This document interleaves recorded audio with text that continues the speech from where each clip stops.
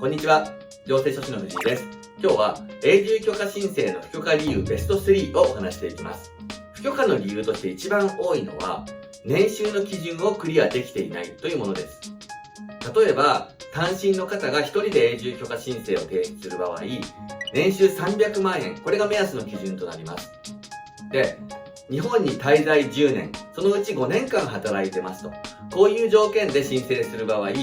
直近5年間の年収が毎年300万円以上である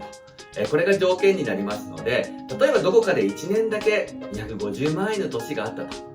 こういうような場合には不許可になってしまう可能性があります。じゃあ年収290万だったらどうなのか、280万円だったらどうなのか、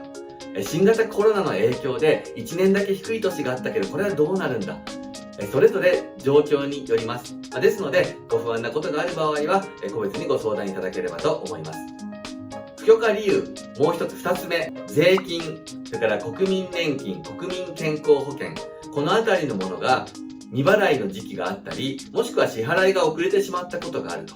これが不許可理由になり得ます。で、これも何か事情がある。例えば、自分はちゃんとやってたはずなのに、会社が手続きを怠っていたんだと。その証拠もあると。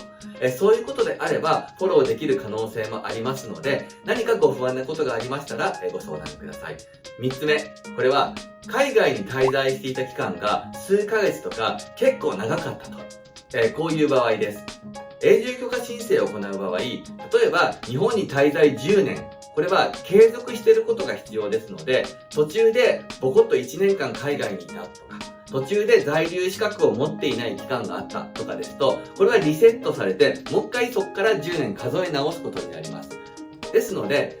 海外に滞在期間が長いという場合、すごく不安になるかと思うんですけれども、例えば私が実際に申請したケースだと、新型コロナの時に出張で海外に行っていたら、半年以上戻れなくなってしまったと。これちゃんと説明をすれば、永住許可をいただくことができました。本当に個別の事情によってきますので、ご不安のある方は、これもご相談いただくのがいいかと思います。本当に永住許可申請、不許可理由はいろいろあるんですけれども、特に多いものベスト3をお話しさせていただきました。ご不安な方はぜひお問い合わせください。ありがとうございました。